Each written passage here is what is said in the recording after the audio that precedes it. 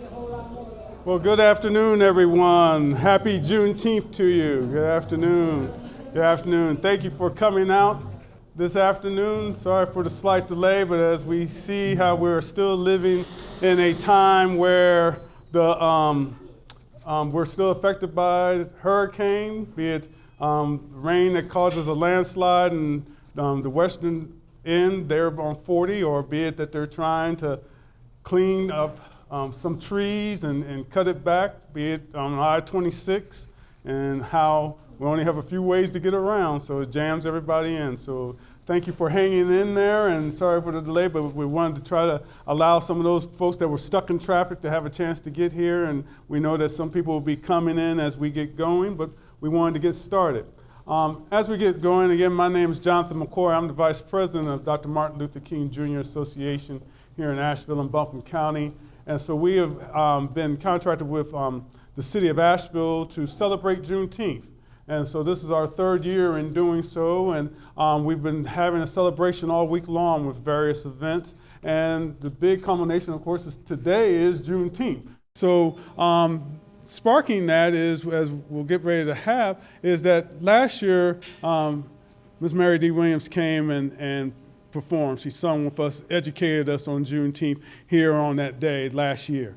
And it was an overwhelming expression of gratitude, overwhelming enthusiasm. And so basically we've asked her to come back for an encore performance. So before we get going, we want to touch on a couple of things. First of all, we also want to thank Ms. Sophia Dixon.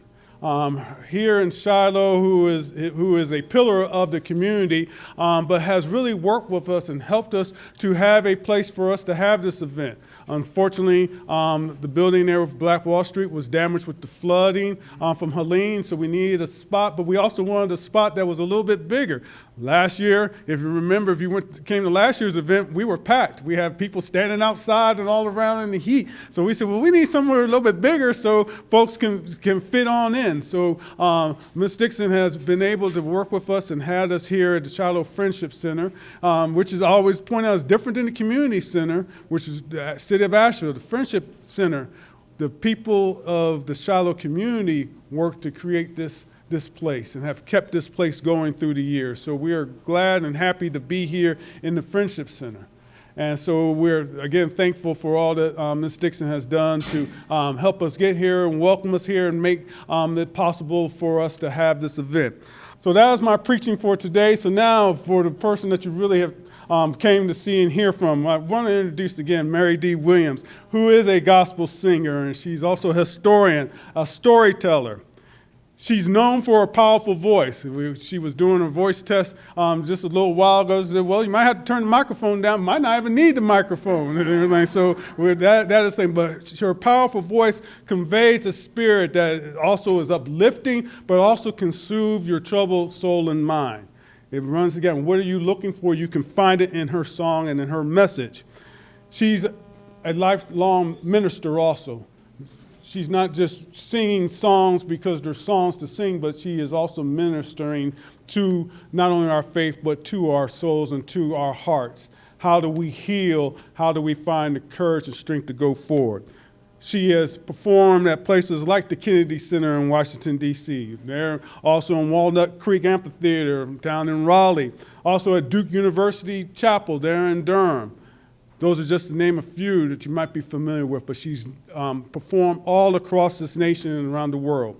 Like I said, last Juneteenth she was here and she blessed us, and that's why we wanted to bring her back, for us to bless us again. She has traveled across this country sharing a message with Dr. Timothy Tyson. Again, Dr. Timothy Tyson, who is a professor at Duke and writer. Blood Inside My Name is a famous book that he wrote, and it deals with growing up in the South at the time of Jim Crow, but what the healing and also the pain of a lynching that he heard about and how that affected his life growing up. But she has toured with Timothy Tyson, and they have really pushed to have conversations with this book tour about Blood Inside My Name, trying to further the work of how do we reconcile with one another and inside our communities and to grow. She's a graduate of UNC Chapel Hill, so she's a Tar Heel for all you Tar Heel fans. For if you're a Wolfpack person like me who's graduated, we still love her because also she's not only have graduated with a BA in American Studies and a minor in History from Carolina, and also African American Studies. She also got her master's there at Carolina in folklore. But she's also has taught at Duke. She has taught at Wake Tech. So she is a product and a citizen and a part of the North Carolina community. And that is one thing that we really welcome and enjoy. She is busy singing, ministering, but she also has raised some fine young men. And she has had a strong marriage through the years of all the travel, so she is a well-rounded person. The last thing I want to leave you with is that this is what she has said, and I may have spoke about some of this last year, but it was some other things that, talking about the power and importance of music. Ms. Williams has said that music is part of every era of our lives. Music can be heard when speech cannot. The thing about the songs of the enslaved is that they always looked upward. I am not in slavery, but there are still issues and concerns of our day and trials and tribulations. And the power of a song is a way that you can deliver your own soul. In this day and age here in 2025, I think it is more than fitting that we have coming to us today Ms. Mary D. Williams to heal and uplift our soul with song. They say that freedom is a constant struggle. They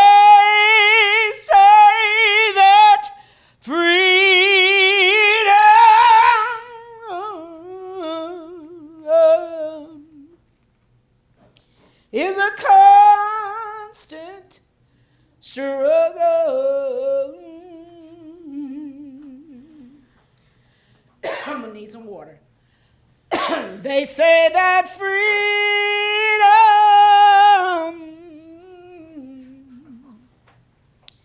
is a constant struggle. Oh, Lord, we've been struggling so long. Oh, Lord, we've been struggling so long. Oh, Lord, we've been struggling so long.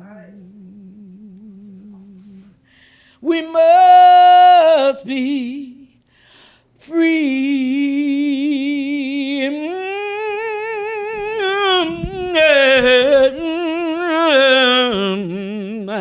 They say that freedom,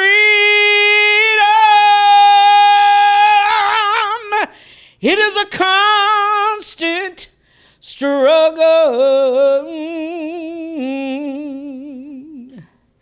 They say that freedom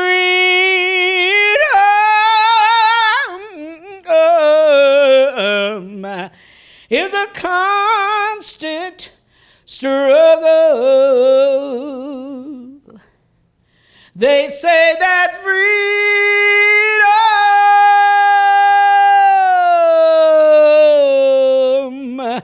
is a constant struggle. Oh, Lord, we've been struggling so long.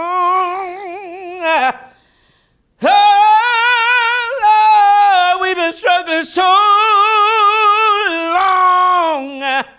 Oh, Lord, we've been struggling so long.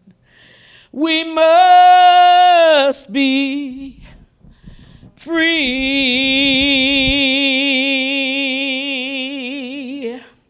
Krista Dixon writes, the intolerable suffering becomes tolerable when the end is in sight.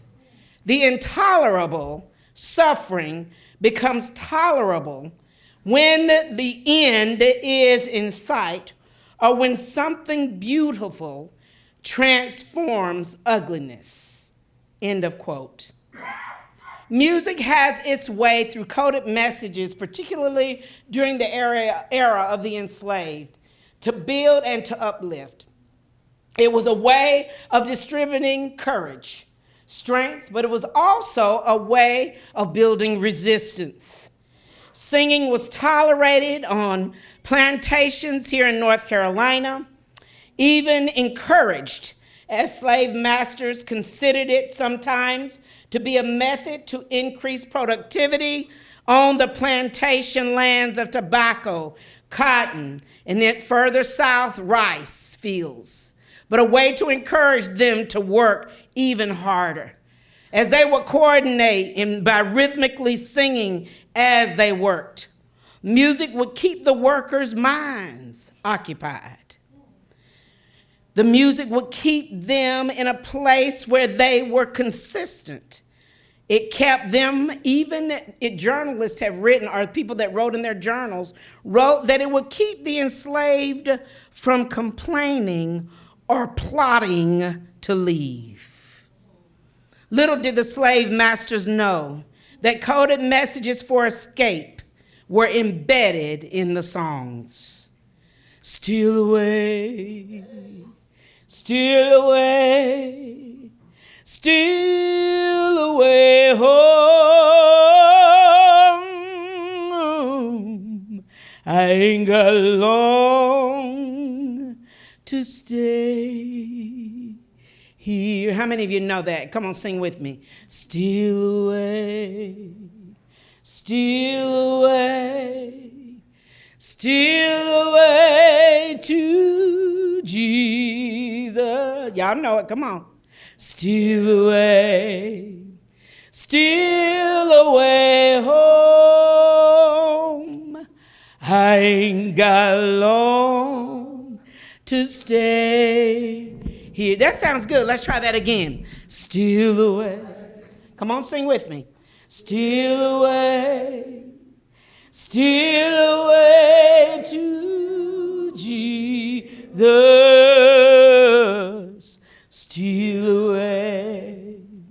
Steal away home. I ain't got long to stay here. Now listen to the verse. My Lord, He calls me. He calls me by the thunder. The trumpet sounds within my soul.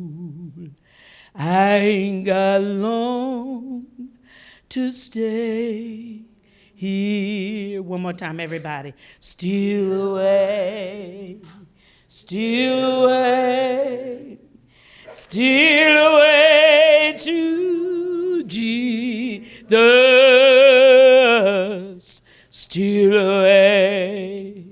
Steal away home. I ain't got long to stay here. We've had a lot of rain lately. There's been a lot of thunder and a lot of lightning. My Lord, He calls me by the thunder. We know that thunder absolutely means rain. And the enslaved understood because they were probably some of the greatest meteorologists that ever lived. They studied the signs, and they knew when it was time to escape. Because when it rained, dogs can't track and men can't hunt. So Steal Away was a song that they would use down in the bush arbor. They would sing that song, letting them know that's a coded message that it's time to steal away home. Home could mean Canada. Specifically, it meant going north, but it meant freedom. The songs were used as an opportunity to share. They told stories. They used music. They sang together. They built community. Those of you that didn't know Steal Away, the rhythmic, as far as us repeating it, you were able to catch on. Most of you knew it. but building community that way to soothe, to repair a battered spirit. Slavery was concentrated most heavily here in our area and in the southern states with the cash crops of cotton, tobacco, sugar. And the slavery was fueled by racial and social and economic proportional disbelief to move forward, to deal with this place as a colonial model of indentured servitude. But music became the primary source of communication. Remember, many of the enslaved came from different tribes, different cultures. And as time moved on, and we know that after the war took place and slavery became where we could not do any more international trade, it sounds a little bit like now, don't it? No international trade. Let me drink some water on that. Well.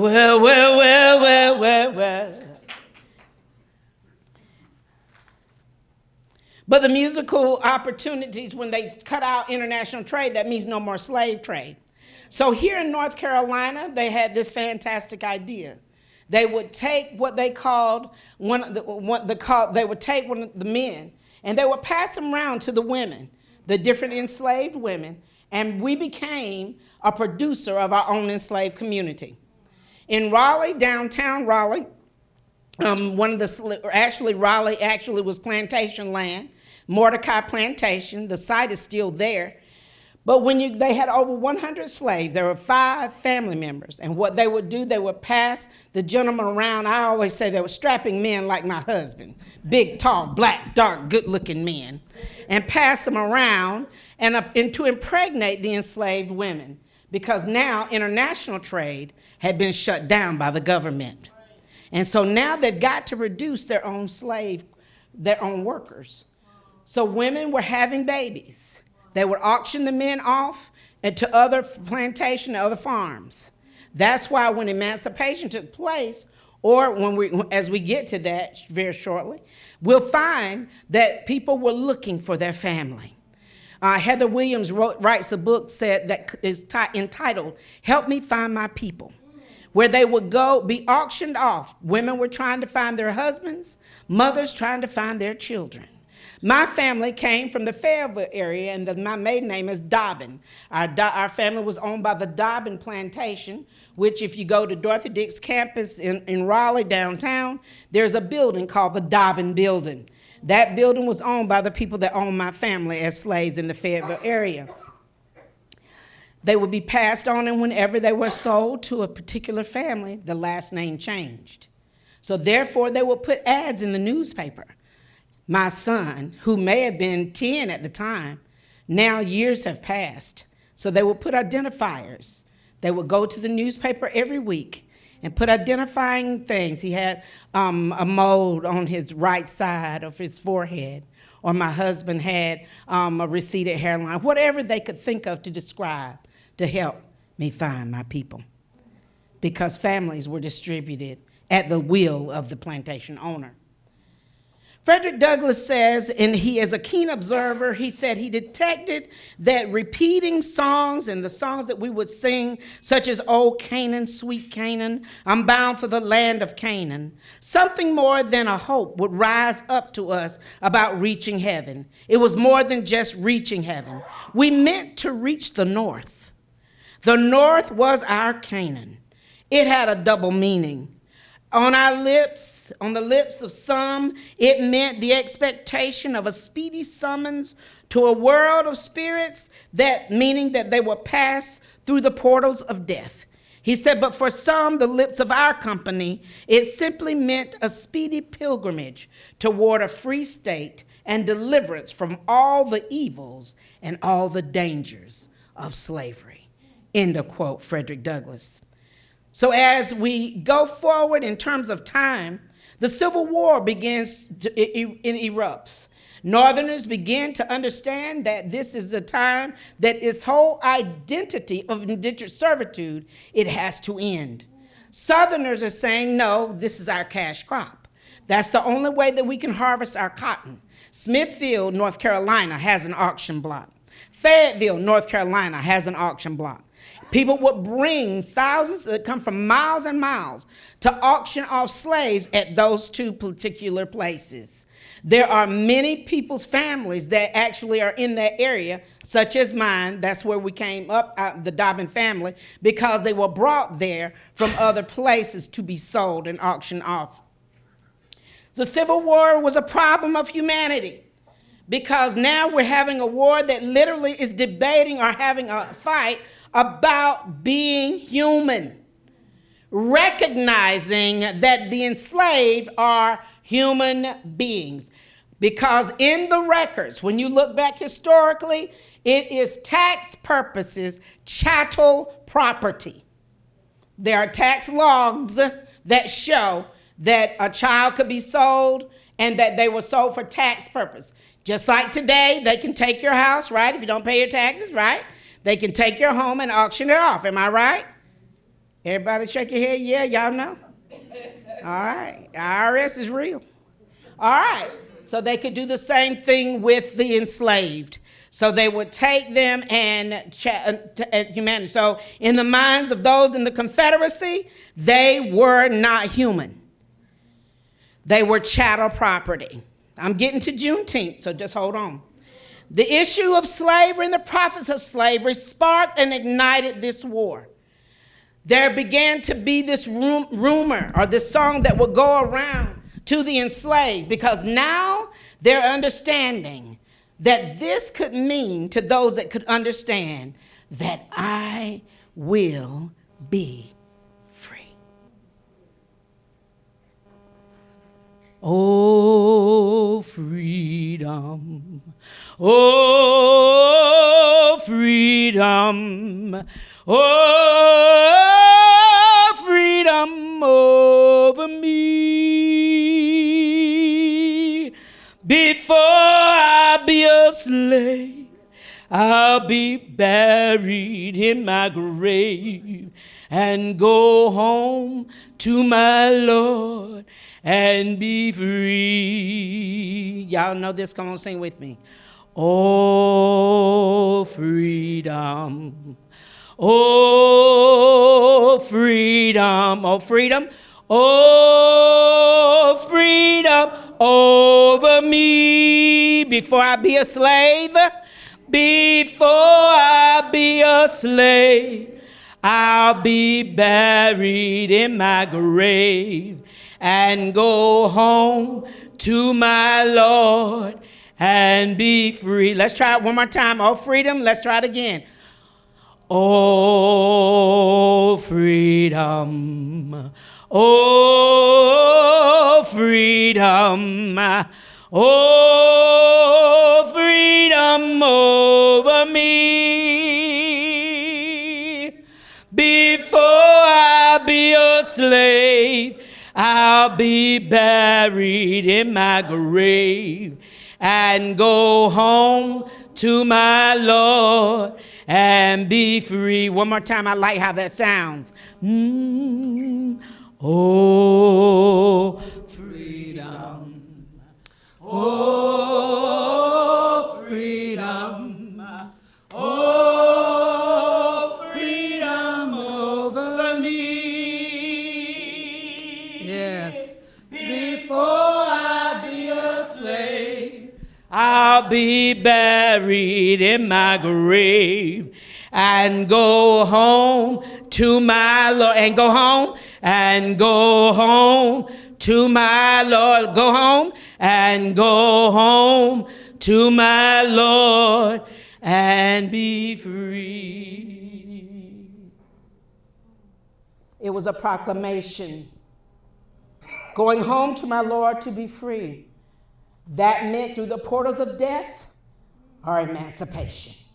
But it did not matter, because many were willing to give their lives, particularly during the Civil War. The Confederacy shared their American identity.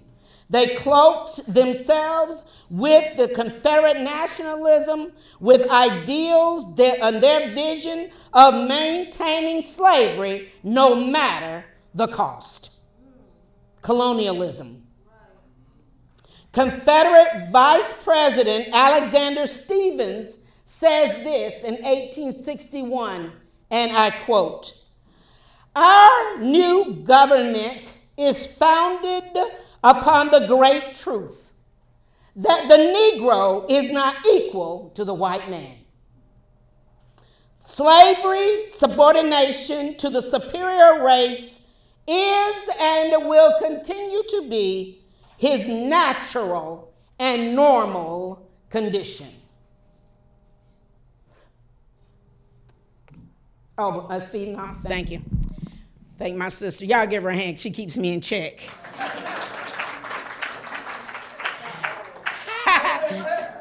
President Lincoln called 75,000 volunteers to serve in 3 months to oppose the rebellion and the American Civil War begins. Now, we got to start there because we can't get to emancipation till you start with the war.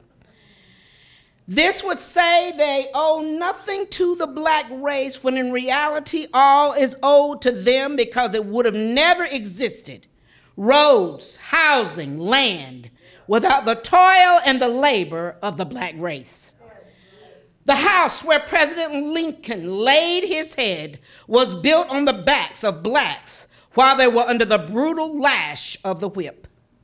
Many of the enslaved knew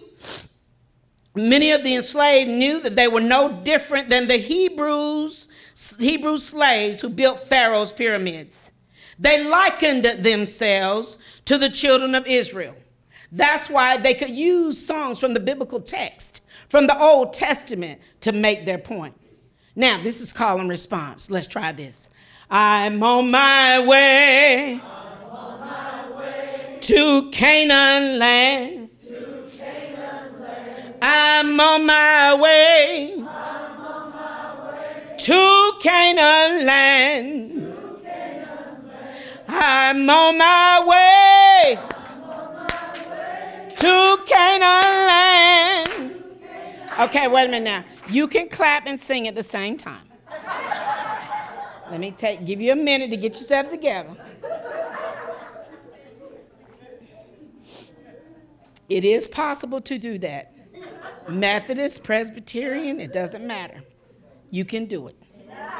Are we ready? All right. I'm on my way, to Canaan land. I'm on my way, to Canaan land. I'm on my way, to Canaan land. I'm on my way, to Canaan land. Now, hold on this side.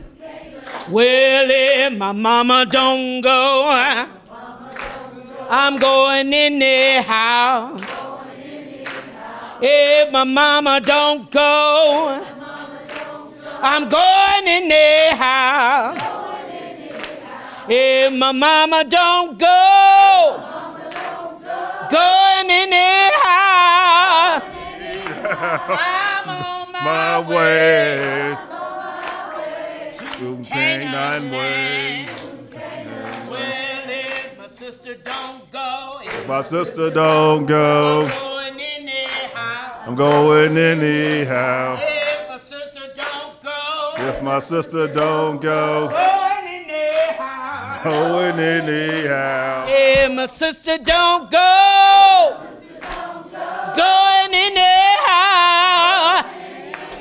I'm on my way, to Canaan land. Very good. Give yourselves a hand. Now, Canaan represents, even though we know that the children of Israel were on their way to Canaan, when they were released, that is where they were headed. God had promised them a land of milk and honey. So the enslaved understand just through hearing the story that freedom, there must be a Canaan. So they could not say, I'm on my way to freedom land. They couldn't use the word freedom in those lyrics until the 50s and 60s.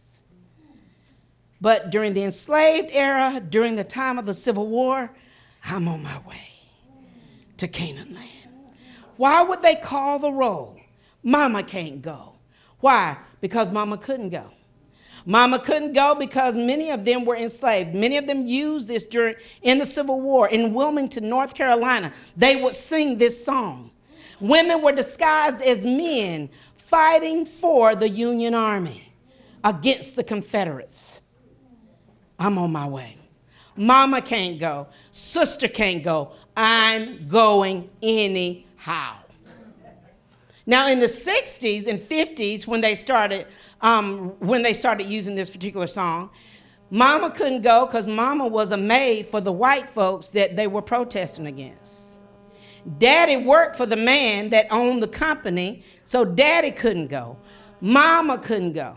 But children as young as 12, 11, and 10, they were marching. I'm going anyhow. They would meet in Durham at the Hayti Center, and they would march with teachers instructing them to march. They would leave elementary school, but Mama can't go. Daddy can't go. Sister can't go. But I'm going anyhow. I'm going anyhow. That's right. So during the time of the war, the testimonies by Richard Lawrence, who was actually enslaved by Mary Lawrence Richards, was hired out as a barber when he would work in the fields all day. He would steal away and long for freedom. During the war, he would look up at the stars and want to escape. So he joined forces with Abraham Galloway, who was in Wilmington, North Carolina, leading many soldiers in the Union Army. The situation was desperate. Every day he would walk past slave pens because as the war intensified, those enslaved were still being treated very poorly. He would walk past slave pens and seeing women and children with chains around their neck being sold. Many being sold for thousands of dollars, but for little of nothing was the thought of them as they were human beings being sold at the will of the slave master here in North Carolina. Auction blocks in Fayetteville, as I forestated, Smithfield, North Carolina, they were some of the very largest in our area. The port in which the enslaved came in was in Charleston, North Carolina. That was the biggest port for incoming slaves during the slave trade when it was actually in operation. But when they joined secretly underground with Abraham Galloway, they would sing, "No more auction block for me, no more, no more, no more auction block for me, many thousand gone, no more peck of corn for me, no more, no more, no more peck of corn for me, many thousand gone." Many would write in their journals, those that could write, about the faces of mothers and daughters and friends that were sold as property. They would sing spirituals that were somewhat of a prayer. I couldn't hear nobody pray. I couldn't hear nobody pray. Way down yonder by myself, I couldn't hear nobody pray. Down on my knees, I couldn't hear nobody pray. Couldn't hear nobody pray. Way down yonder by myself, and I couldn't hear nobody pray. Lord, why come me here? Lord, why come me here? Lord,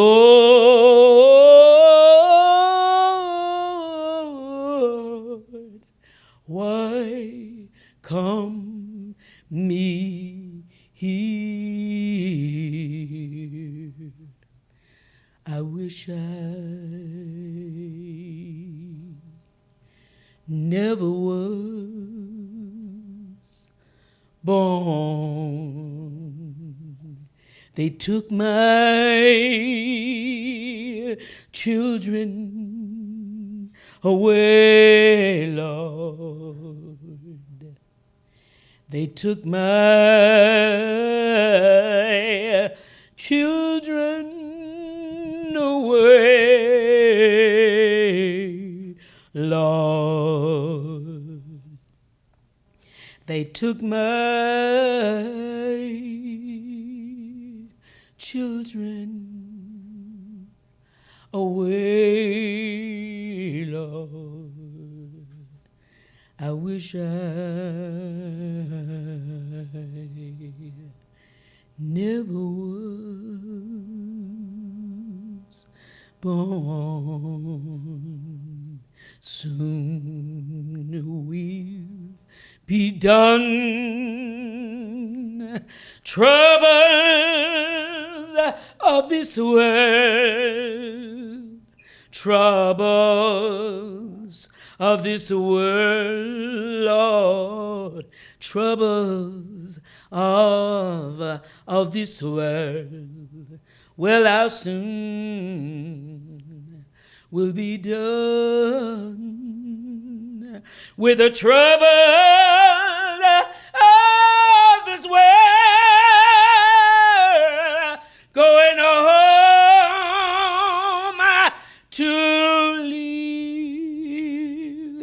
with God.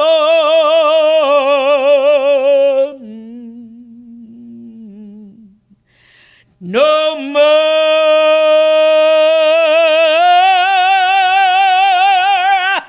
weeping and wailing. There'll be no more, not when we get over there, weeping,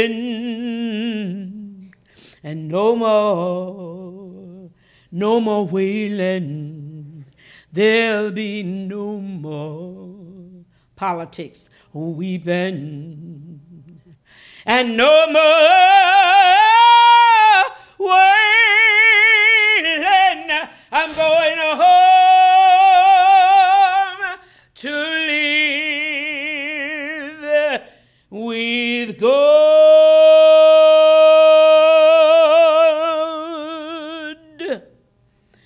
David Walker, in the words of his fiery appeal, thank you.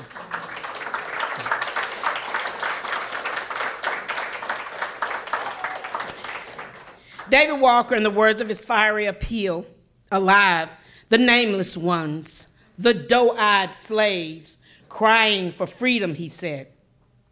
John Brown's body lies smoldering in the grave.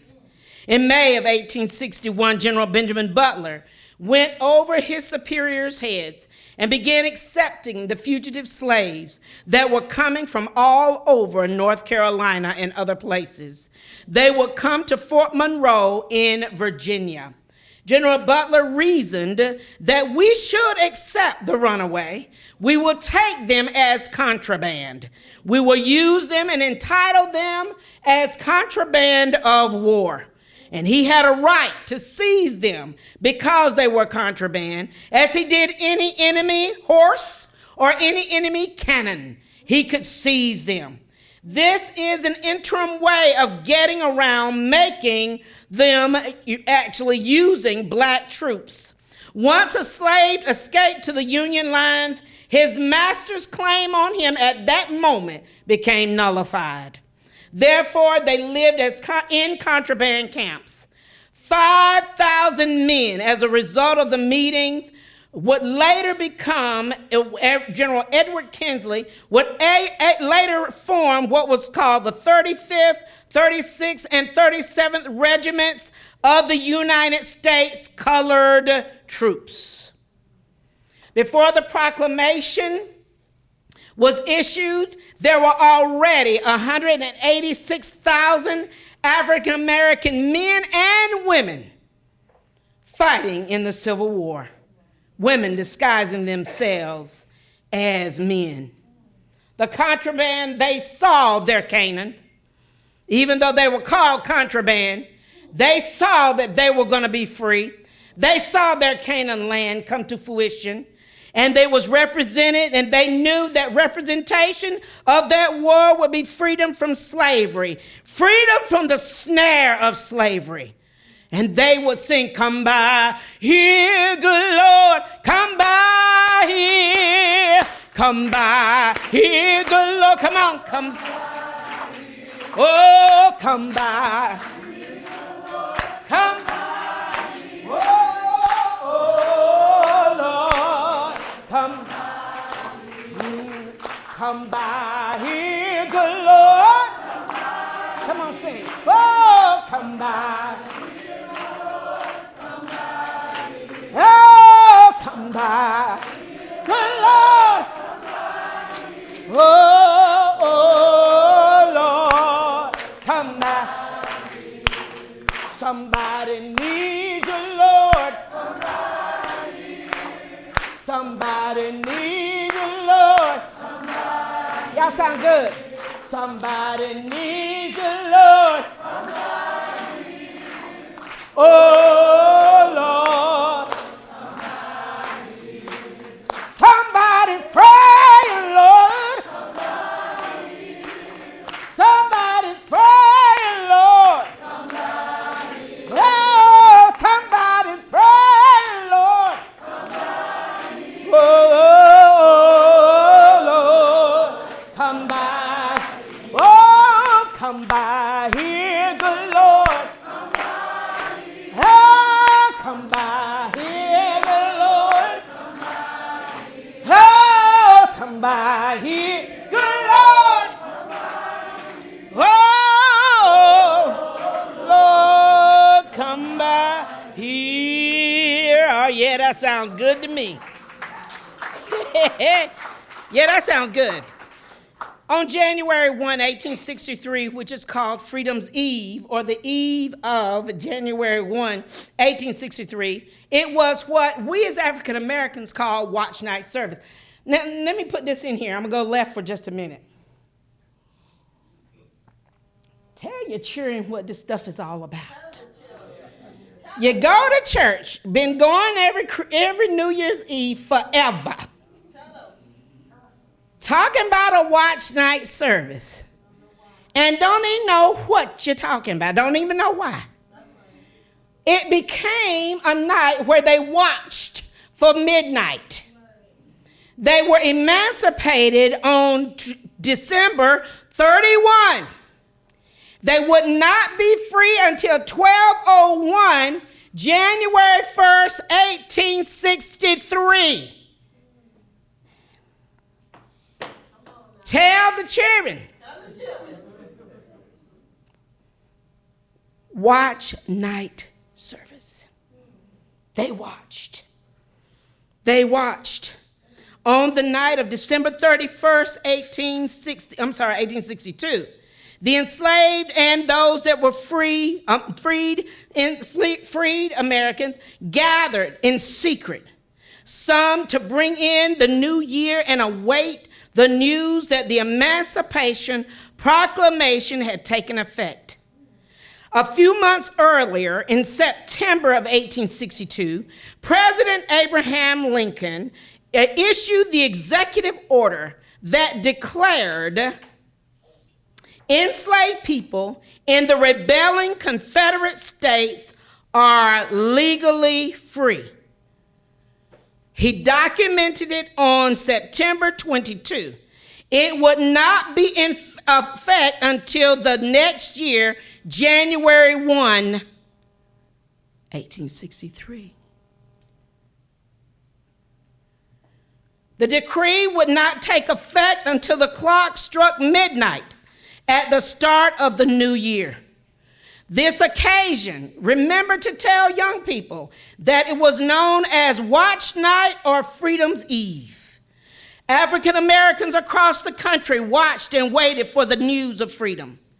Watch night service, we all know that as we've attended it, we're waiting with expectation for new and upcoming things. We make resolutions. We make promises to ourselves about what the new year will bring. This body of people were waiting on the freedom bell to ring for them.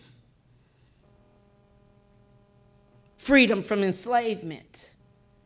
Freedom from the whip. Freedom from bondage. But what do you do with freedom? That's a whole nother topic. I have to come another day with that. What do you do with citizenship when somebody gives it to you and you don't know what to do with it? That's another day. On the 31st of December, they gathered in churches, private homes, slave quarters, all across the country, awaiting the news that Emancipation Proclamation had taken place. Midnight prayers were answered. Enslaved people in the Confederate States began to understand in some places that they were declared legally free. In others, they could not understand because they could not read. They would nail signs on trees about the emancipation, about freedom. What do you do with something that somebody gives you and you don't know how to, don't know how to operate it? It's still today. My nephew bought his mom this little car, and so she was sitting on top of pillows and sitting and had a thing on push behind her back. And so when he got home, he's in the Navy, and he was asking her, he said, Mama, why you got all this stuff? Well, I can't get the seat up. He said, Mama, the button is right there. All you got to do is push the button, and it'll move the seat. Well, I was so glad to get it out of, no, access what you got. Access it. What do you do when somebody hands you what was rightfully yours to begin with, which was citizenship, and they don't explain what to do with it? You can't read the sign that tells you that you're free, but they're posted on trees. Plantation owners go back to their homes after the war. Confederate soldiers, they go back, and their homes are ruined. The slaves have left. There are written documents to show that many of them had to sleep in the slave quarters because they still owned the land, but they didn't have nowhere to stay but the slave quarters. Think about this. Frederick Douglass says that it is a day of poetry. It is a day of song, but it's a new song. The cloudless skies, this balmy air, this brilliant sunshine are in harmony with the glorious morning of liberty that is about to dawn on us. He said that December 31st, 1862, right before midnight. Union soldiers marched onto plantations and cities because the law had been passed. You could not teach an enslaved individual to read or to write. So they would read the proclamation. They would read it and spread the news that freedom had come. Abraham Lincoln issued the Emancipation, declaring that 3 million slaves living in the Confederate States to be immediately made free. The 13th Amendment to the United States Constitution abolishes slavery and indentured servitude. The news of emancipation traveled even slower at that point, especially in the southern states.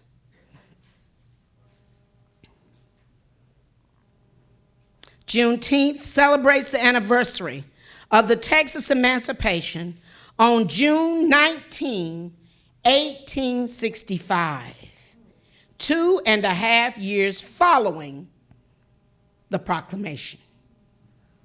Now, did the state know about the proclamation? Yes. Let's hear that in unison. Yes. But the states, after it had been passed down from Washington, just like Board versus Board of Education, Plessy versus Ferguson, the states took their time to implement it. I live in Garner, North Carolina, and when the schools were desegregated, it was 10 years later that Garner Consolidated, which was the all-black school, followed the law that had been passed down 10 years before. So did they know? Yes. Did they apply? No. June 19, Major General Gordon Granger took it upon himself to lead a force of 2,000 Union troops to Galveston Bay, Texas, to deliver the message of freedom. Do you think I'll make a soldier? Do you think I'll make a soldier? Do you think I'll make a soldier? I'm a soldier of the cross. Every round goes higher, higher. Every round goes higher, higher. Every round goes higher, higher. 'Cause we're soldiers of the cross. They did believe that there was a Moses and that God sent him. God sent a Moses, but in the area in terms of the Civil War. We know that years and years later, during the Civil Rights Movement, that they would call Martin Luther King D-Lawd, L-A-W-D, or Moses, to set the people free. They understood that we're soldiers fighting this war, and we're still fighting. We're still soldiers right now in what we're confronted with. 250,000 enslaved black people in the state were freed by the executive order, and the Union soldiers were there to enforce the decree. Soldiers would talk to plantation owner by weaponry. If they had to go to the plantation area, they would go with their weapons in hand and let the enslaved people know, you are free. The sad part about it was they had been free for 2.5 years.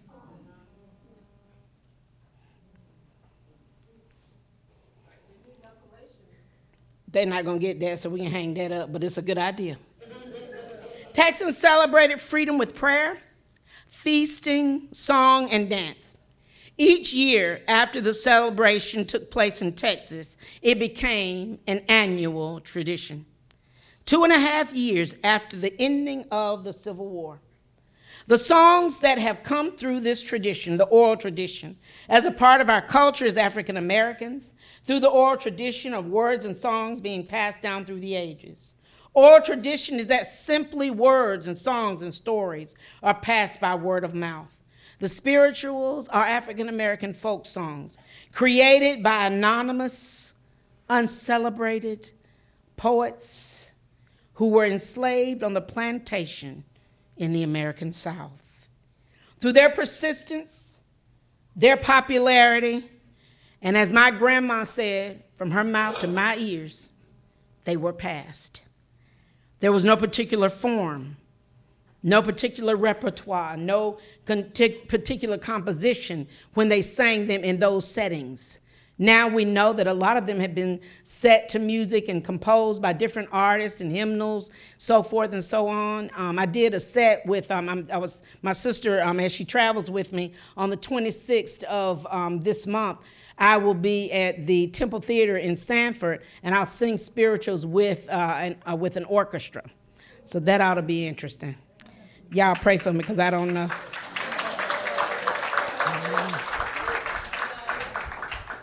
We're going to see. Either I'm going to mess them up, or they're going to follow me, because I can't read music. So I have no vocal training, so I don't know what I'm doing. I just do it. Yeah, it's going to work out. Through their persistence and popularity, they've formed inspiring music that has actually been passed through generations. My grandmother would sit sometimes, as she sat in Smithfield, North Carolina, on Indian Camp Road, and sometimes just telling me the stories of the things that she had to encounter just because she went into Hudson Belk on the main street in Smithfield.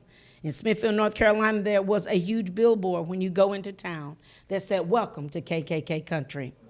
My grandmother would take me by the hand sometime because it was a big deal for her to take her granddaughter, I'm the oldest and the firstborn grandchild, shopping at Belk's. But when they would call her by her first name, when we walk into the store and humiliate her, then I knew that something was up because her name was Mrs. Dobbin. And this young lady was younger than me, calling her B. My grandmother took me by the hand and walked me out of the store. I don't remember us ever going back. But when we got to the house and we were fixing lunch for Granddaddy, she would just be,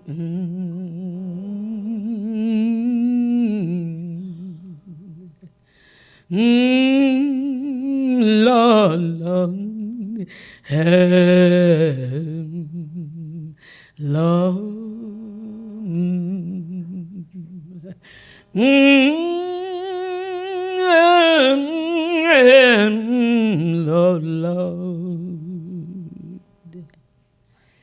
When I got older, I wondered, what is all that moaning about? When I got old enough to ask her, she said, when you moan, the devil don't know what you're talking about. But then she went on to tell me, as I was growing into a young lady and a teenager, that there are going to be days that you're going to have to moan sometime. Didn't know that with 3 African-American sons, all 3 college graduates, but I understood exactly what she meant. When my son wrote home while he was on basic training and was being treated very badly because he was African-American, how he was talked down to, and how that this is a tradition in the military.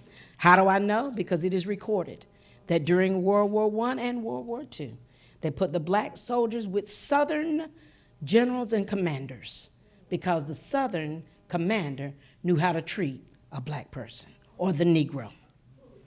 History records that. The challenges of the spirituals is that they were born out of the tradition. Inconsistencies in text, in melody, repetition of parts, entire sections of text changed depending on how it's moving in the moment. Building that community where everyone is joining in and that experience is happening. This is good for us. This is good for us. This is the way that we unite and we build and we encourage one another. This is not really a comprehensive, and it's not really the systematic way. If you were to look at any kind of syllabus or any kind of course, you wouldn't find that it would be presented in this way. But when I teach my students at Duke and Wake Tech, I don't put up lyrics.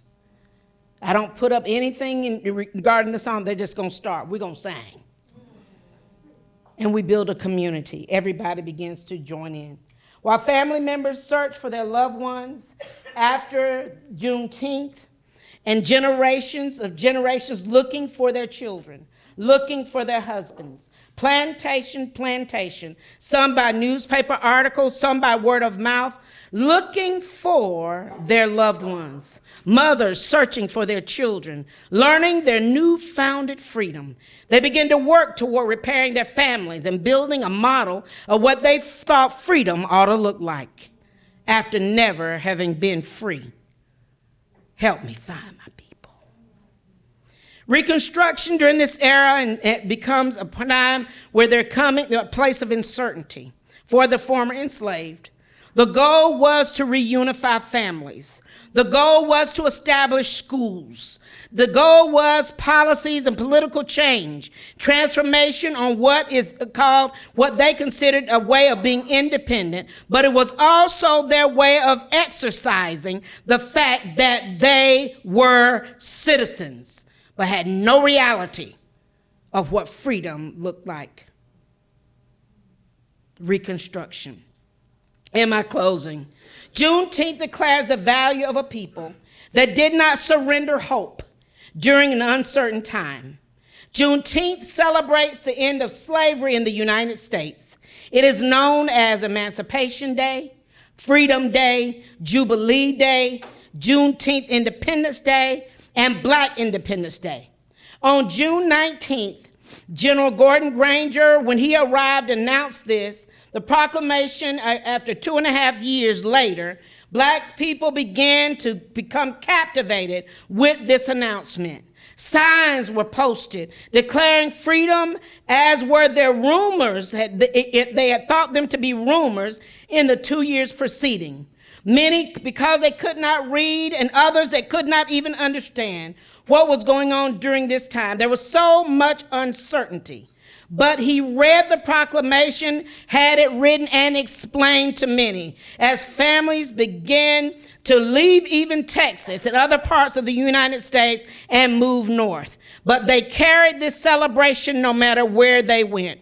It became a federal holiday on June 17, 2021. All 50 states and the District of Columbia recognize Juneteenth as a holiday and a day of observance. I'm trying to get ready.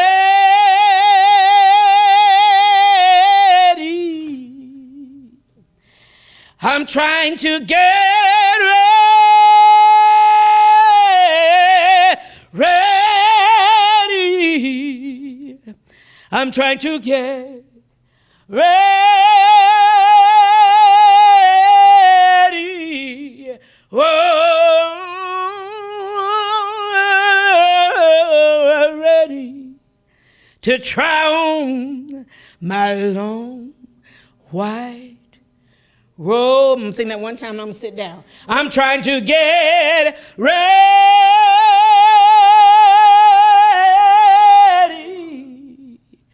I'm trying to get ready.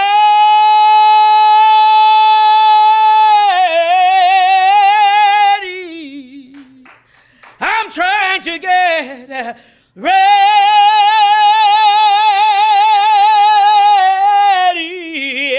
Oh, ready to try on my long white robe. Thank you very much.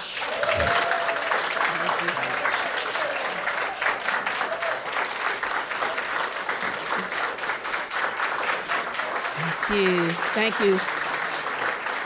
There were two young ladies that greeted me when I came in, so I wanted to give them. I do have CDs. I have bags available with my CDs and journal and other things in there, but I wanted to give the two young ladies that were inviting us all in. Would they come up front real quick? She has glasses on. You with the red glasses? Yeah, come on. And the young lady over here at the table.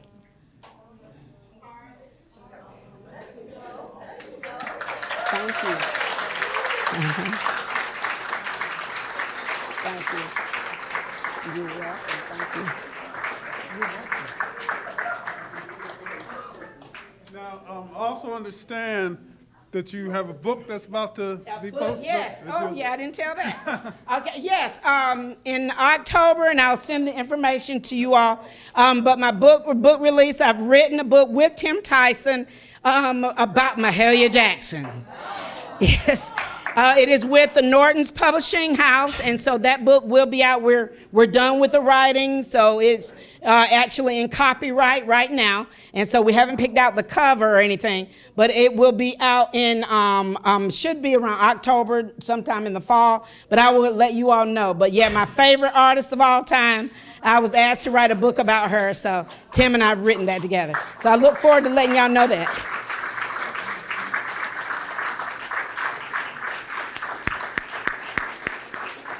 Well, thank you once again. I wanted to make sure that everyone knew about the book that was coming out and the way that we can continue to support you, and just enjoying again that you've come to our community for 2 years running and have left it inspired and also uplifted, and also I think with some sense of healing in troubled time. Again, thank you all for coming out on this Juneteenth celebration. Again, we have another event coming on tonight between 6 and 9, again, at AB Tech. You can go onto our website and reserve your ticket. I think there's still room. Be dinner and dancing and just fellowship, and it's all free. And the last point I want to make is something I made to, I'm sorry, Dr. Simmons, made to the press. We hear all the time right now, especially here, this idea that Juneteenth is made up. And I said to them, I said, you know, in this country, in America, we celebrate Cinco de Mayo. You know, that's supposed to be Mexican independence, but somehow it's become a drinking day here in America, but we celebrate that. We celebrate St. Patrick's Day, Valentine's Day, even Columbus Day, and Columbus didn't come to America. So there's all this celebration of made-up events. This is a real event. This is real history, American history, and people want to deny it. Yes, deny it, which talks about how far we really need to still go. Yes. And why we have to have events like this and conversations that hopefully grow from this to understand this is an American holiday. How American history and African American history are intertwined. We can only celebrate July 4th if we celebrate Juneteenth. That's right. And so it's understanding that. So when you are confronted with people saying, oh, this made up history or this made up day, confront them with the truth and why we are celebrating this Jubilee Day, this Freedom Day. And I hope that you enjoy this day. Thank you for coming. Thank you for your support, and have a beautiful and blessed day.